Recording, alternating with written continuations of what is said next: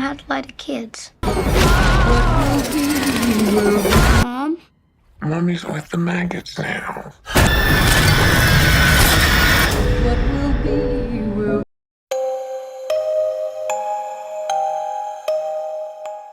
Ada satu buku terlarang yang gak bisa dihancurin.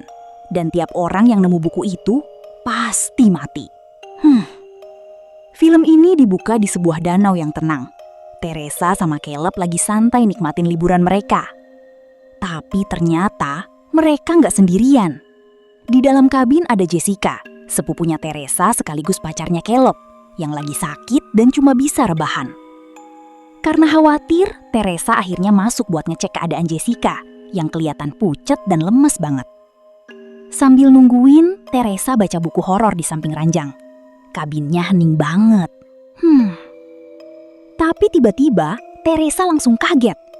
Karena tanpa dia sadar, Jessica sekarang udah duduk di atas kasur.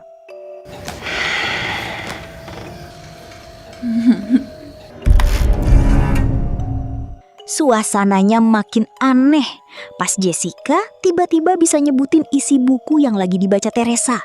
Padahal dia sama sekali nggak ngeliat ke arah bukunya. Teresa langsung mulai ngerasa nggak nyaman.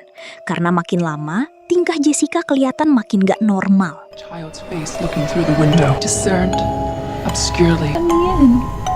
Let me in. And clung on. Tiba-tiba Jessica jatuh dari kasur sambil ngeluarin cairan dari mulutnya. Dia langsung nyerang Teresa brutal banget, narik rambutnya sampai kulit kepalanya ikut ketarik. Teresa yang panik langsung lari ke danau buat nyari Caleb. Tapi Jessica malah nyusul mereka sambil ngamuk gak jelas. Dia merebut drone Caleb lalu menghantamkannya ke kepalanya sendiri. Dan setelah Jessica jatuh ke danau, cerita langsung mundur ke 1 hari sebelumnya. Saat semuanya belum berubah jadi mimpi buruk. Di sana kita dikenalin sama Beth, seorang groupie yang hidup di dunia para musisi. Sampai suatu malam, Beth sadar kalau dirinya ternyata hamil. Cerita lalu pindah ke Ellie, kakaknya Beth, seorang single mom yang ngebesarin 3 anak sendirian. Bridget yang aktif ikut demo, Danny yang lagi hobi DJ, sama Casey yang masih kecil banget. Setelah cerai, Ellie tinggal di apartemen sederhana yang kondisinya udah parah banget. Buset dah, ini tempat kayaknya lebih banyak retak daripada tembok utuhnya. Beth datang berkunjung, dan Ellie bilang bel di bawah rusak. Plus dia juga udah nunggak sewa sebulan karena kondisi gedung makin jelek.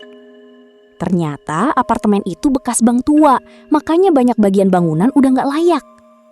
Di tengah obrolan, Ellie nyuruh anak-anaknya beli pizza biar ada makanan. Setelah itu, Beth nanya soal mantan suami Ellie. Dan Ellie bilang dia pergi tanpa penjelasan, cuma ngerasa ngirim uang udah cukup jadi ayah. Beth langsung ngerasa bersalah. Karena ternyata Ellie udah beberapa kali coba hubungi dia, tapi gak pernah kebales. Buset dah, ternyata dia yang lama hilang, bukan Ellie. I need you to help me figure it out. What's going on with you, Beth? Gak lama setelah itu, anak-anak Ellie balik habis beli pizza. Tapi pas mereka lagi di area parkiran apartemen, tiba-tiba suasana langsung berubah. Gempa besar terjadi. Gedungnya langsung getar hebat sampai bikin semuanya panik.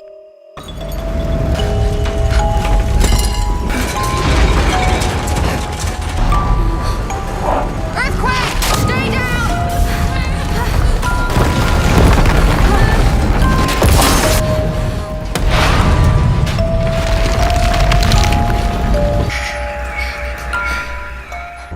Setelah gempa mulai reda, Danny nyadar ada lubang besar yang kebuka gara-gara getaran tadi. Dia coba ngintip ke dalam, dan yang dia lihat bikin dia langsung diem. Ternyata di bawah sana ada brankas bank tua yang tersembunyi. Come on, Danny, let's go!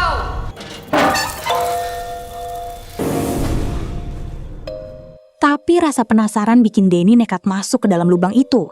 Dia mulai ngubek-ngubek, nyari barang berharga. Siapa tahu ada duit atau sesuatu yang bisa dijual. Tapi yang dia temuin malah dokumen tua, foto pendeta yang lagi megang buku misterius, dan satu vinil lama yang dia ambil gitu aja. Di ruangan lain, dia nemuin peti yang ditutup rapat, penuh jimat dan salib, kayak sengaja disegel. Pas dibuka, isinya kain, dan di dalamnya ada buku tua yang kelihatan gak biasa. Di sisi lain, Ellie langsung panik pas gempa, karena anak-anaknya masih di luar. Dia bahkan minta bantuan tetangganya, Gabriel, buat nyari mereka. Tapi belum sempat pergi jauh, anak-anaknya udah balik lagi naik lift dengan selamat. Ellie langsung lega, walaupun masih ada rasa gak enak yang nempel. You got so much more than pizza. Good to meet you. Sementara itu, di dalam ruangan, Danny nunjukin buku misterius yang dia temuin ke Bridget. Karena kelihatannya tua dan berharga, Danny kepikiran buat jual itu buku buat bantu kondisi ekonomi keluarganya. Pas dia coba buka, jarinya malah kegores. Darahnya netes ke buku itu, dan anehnya langsung keserap begitu aja. Gak lama, buku itu kebuka sendiri. Di dalamnya ada tulisan kuno yang susah dibaca, plus gambar-gambar yang bikin gak enak dilihat. Bridget langsung ngerasa gak nyaman dan nyuruh Danny buat balikin buku itu secepatnya. Di sisi lain, Ellie langsung panik pas gempa karena anak-anaknya masih di luar. Dia bahkan minta bantuan tetangganya, Gabriel, buat nyari mereka. Tapi belum sempat pergi jauh, anak-anaknya udah balik lagi naik lift dengan selamat. Ellie langsung lega, walaupun masih ada rasa gak enak yang nempel. Danny, please close it.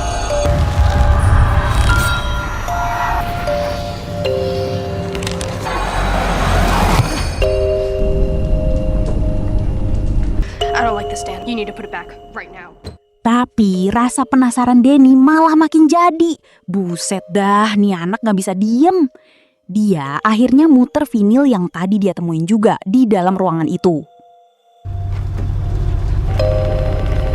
You've been invited here. Library keeper here at St. Patrick's Cathedral. Dari rekaman itu, kedengeran suara seorang pendeta bernama Markus yang lagi ngejelasin soal buku bernama Naturum Demento atau Book of the Dead. Katanya, buku itu dibuat dari kulit manusia asli dan ditulis pakai darah. Hah, buset dah, udah kayak proyek iblis.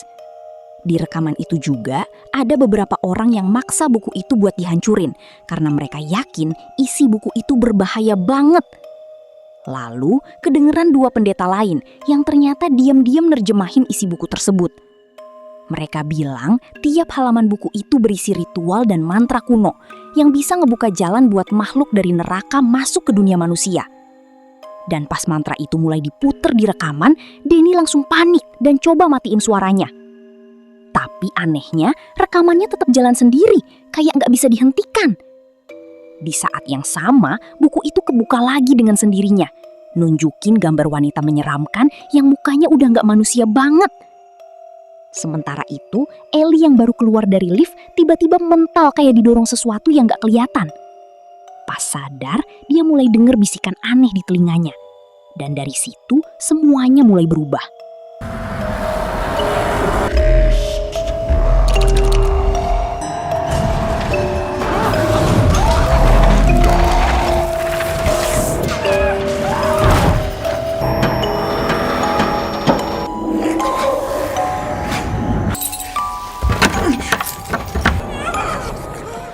Gak lama setelah itu, Ellie ngalamin kejadian supernatural yang bikin merinding.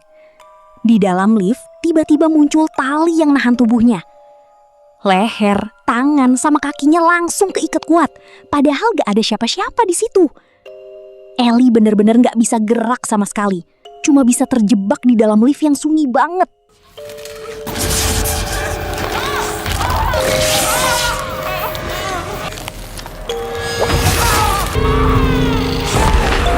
Gak lama setelah itu, suasana di apartemen mulai makin aneh. Tiba-tiba, cuma unit mereka yang listriknya mati, sementara gedung lain normal aja. Buset dah, ini apaan lagi? Ellie balik ke apartemen dalam keadaan yang beda dari biasanya. Kayak lebih diem, lebih dingin. Dia gak banyak ngomong, langsung ke dapur dan mulai masak. Beth sama anak-anak langsung ngerasa ada yang gak beres. Suasananya jadi gak enak banget. What's up, sis?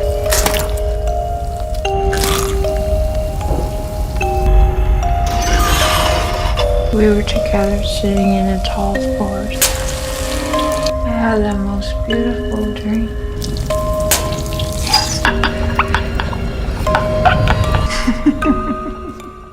Ellie sempet kayak sadar lagi, tapi justru ngomong hal aneh, kayak ada sesuatu di dalam dirinya. Abis itu, dia langsung tumbang, gak sadarkan diri. Danny sama Beth langsung panik. Mereka buru-buru mau bawa Ellie ke rumah sakit. Tapi, lift udah gak bisa dipakai. Buset, makin ribet aja. Mereka coba lewat tangga darurat, tapi tangganya udah rusak parah gara-gara gempa. Mau gak mau, Ellie dibawa balik ke dalam apartemen. Beth langsung nelpon Gabriel dan Mr. Fonda buat minta bantuan, sambil jelasin semua yang terjadi. Tapi pas lihat Ellie yang gak gerak sama sekali, mereka kira dia udah meninggal. Dan Gabriel sampai ngajak semua orang buat berdoa. Di tengah situasi itu, Gabriel bilang masih ada tangga darurat di sisi utara gedung. Tapi buat kesana, mereka harus lewatin satu unit kosong yang pintunya terkunci dan harus didebrak dulu. I don't like being trapped.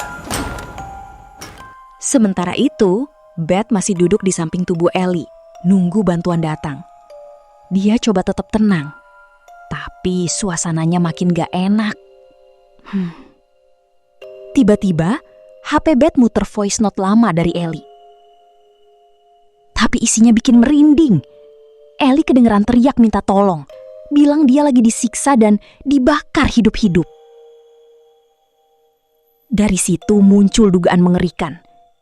Kayak jiwa Ellie lagi kejebak di tempat lain, sementara tubuhnya udah diambil alih sesuatu yang bukan manusia. Gak lama, tubuh Ellie yang tadi gak gerak, tiba-tiba bangkit lagi. Tapi jelas, itu bukan Ellie yang sama. Beth langsung ngerasa aneh pas pegang tubuhnya. Panas banget, kayak demam ekstrim. Mereka coba nenangin Ellie dengan masukin dia ke bathtub. Tapi malah makin parah. Airnya sampai mendidih gara-gara panas dari tubuh Ellie. Ellie tiba-tiba teriak keras banget. Sampai kaca di sekitar mereka mulai retak.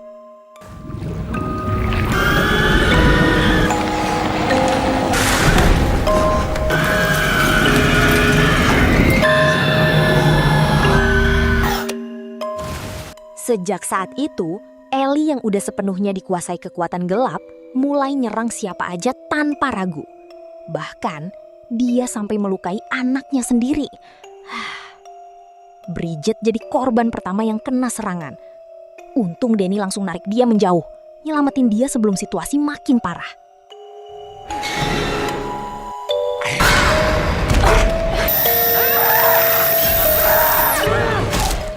Di tengah kekacauan, Ellie mulai nyari target berikutnya secara acak. Situasi makin parah pas Gabriel datang buat bantu. Tapi baru masuk, dia langsung diserang Ellie dengan brutal tanpa ampun. Tanpa banyak buang waktu, Gabriel langsung tewas. Dan Ellie lanjut nyerang orang-orang lain di sekitarnya tanpa ampun.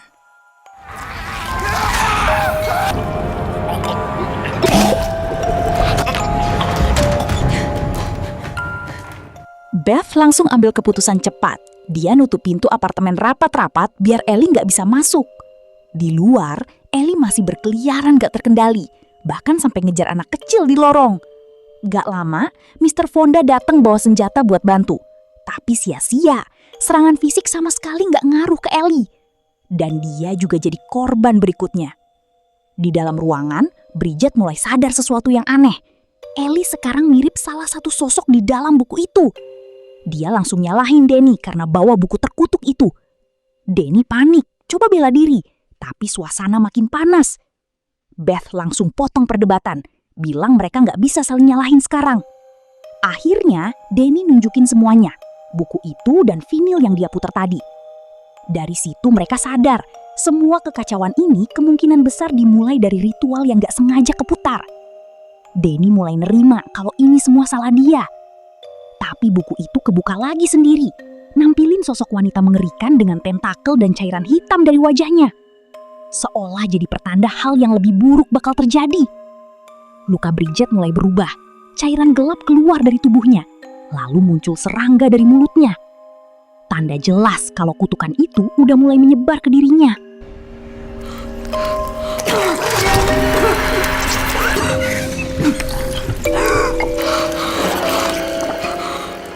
Dari situ, mereka akhirnya sadar siapapun yang terluka oleh makhluk itu bakal ikut terinfeksi dan ujungnya berubah jadi kerasukan. Artinya, ini bukan sekedar serangan, tapi penyebaran.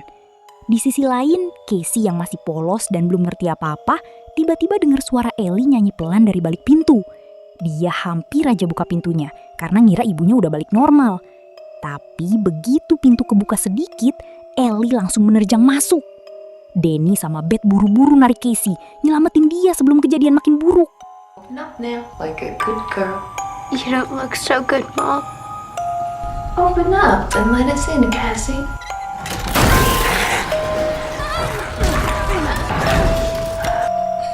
Go to your room. Gak lama setelah itu, terdengar suara aneh dari dapur. Beth masuk buat cek, dan dia kaget ngelihat Bridget udah ada di atas meja dapur. Gerakannya gak wajar. Wajahnya muncul. Dia lagi ngunyah pecahan kaca. Tiba-tiba dia nyerang, nyabet kaki Beth pakai alat parutan keju. Bikin situasi langsung kacau. Lalu dia ngejar Danny, bahkan hampir nyerang Casey juga. Tapi Casey yang panik, refleks nusuk Bridget pakai kayu yang dia pegang. Danny langsung bertindak cepat, dia ngelilit dan ngikat Bridget supaya nggak bisa gerak lagi. Power to run a turntable. I want to listen to that vinyl. It's too dangerous. Di tengah kekacauan, Beth sadar mereka butuh jawaban. Dia mutusin buat muter ulang rekaman vinyl itu. Meskipun Danny keras nolak karena takut malah makin parah. Tapi Beth tetap maksa. Dia yakin ada cara buat ngakhirin semua ini di dalam rekaman itu. Sebagai antisipasi, dia kasih Danny pisau. Lalu dia dengerin rekaman sendirian pakai headset. Dia putar bagian terakhir, sambil berharap gak terjadi hal yang sama kayak sebelumnya. Di rekaman itu, pendeta kasih peringatan. Buku itu gak bisa dihancurin. Siapapun yang nemu harus jangan baca isinya. Tapi harus dikubur di tempat yang gak akan ketemu siapapun. Dia juga bilang, kutukan itu nyebar cepat dan gak bisa dihentikan. Satu-satunya cara cuma kabur. Di saat yang sama, Ellie yang udah berubah total berhasil masuk lagi ke apartemen lewat ventilasi. Danny dan Casey mulai sadar ada sesuatu bergerak di atas mereka. Casey kira itu hewan, tapi Danny langsung ngerasa itu bukan hal biasa. Pas dia coba nelpon Beth, tiba-tiba dia diserang lagi sama Bridget yang udah bangkit. Danny akhirnya melawan balik dengan cara ekstrim. Dia bakar Bridget pakai api kompor dan cairan mudah terbakar.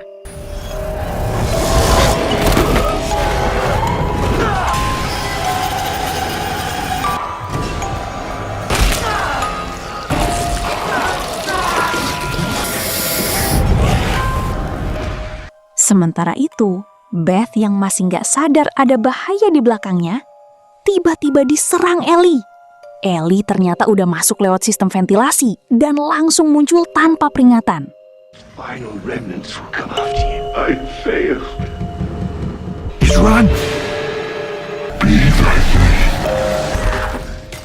Shock, Beth baru sadar Danny udah dalam kondisi kritis habis serangan tadi. Nggak lama, Danny akhirnya meninggal karena kehilangan darah yang terlalu parah. Situasi makin kacau. Beth harus tetap jalan sambil lindungin Casey. Ellie yang udah kerasukan itu sekarang kayak Beth lagi hamil. Buset, bukan cuma panik. Ini levelnya udah mode target prioritas tinggi. Dan dari situ, Beth jadi sasaran yang jauh lebih berbahaya.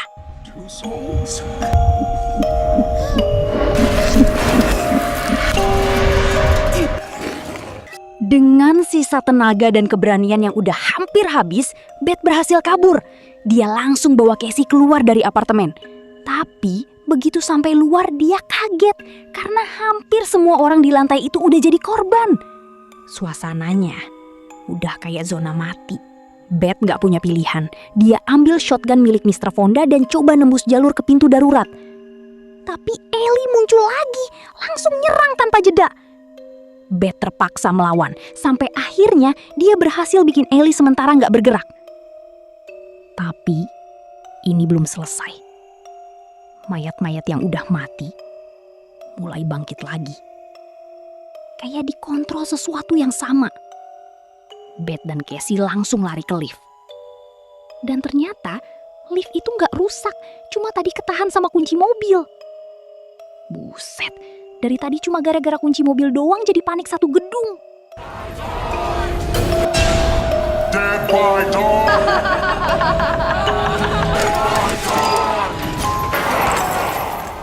Di dalam lift, Beth dan Casey lagi-lagi ngalamin kejadian mengerikan. Tiba-tiba, darah mulai memenuhi ruang sempit itu bikin mereka terjebak tanpa jalan keluar. Sementara di luar, makhluk-makhluk itu mulai menyatu jadi satu entitas yang jauh lebih besar dan jauh lebih mengerikan.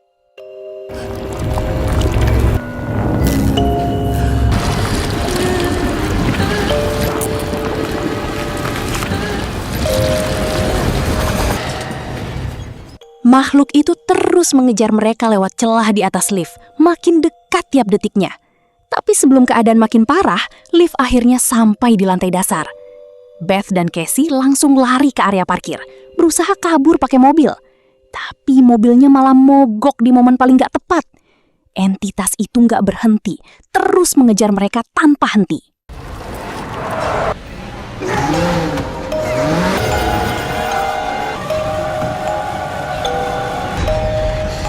It's coming! Saat gerbang parkiran mulai menutup, Beth langsung narik Casey buat keluar secepat mungkin. Tapi kaki Casey tiba-tiba kegapai sama makhluk itu. Beth langsung berhenti, gak punya pilihan selain balik lagi buat nyelamatin Casey. Ini jadi konfrontasi terakhir. Beth ambil chainsaw yang dilempar makhluk itu, lalu nyuruh Casey nyalain mesin penggiling di dekat mereka. Dengan sisa tenaga, Beth dorong makhluk itu ke arah mesin tersebut. Tubuhnya langsung hancur sedikit demi sedikit, kayak nggak bisa bertahan lagi. Akhirnya, Beth berhasil ngalahin entitas itu. Dia langsung bawa Casey kabur dari tempat itu tanpa menoleh lagi.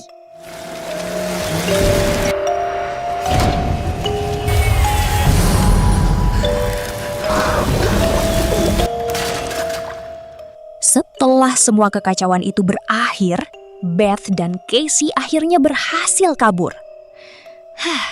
Mereka selamat, tapi hanya sementara.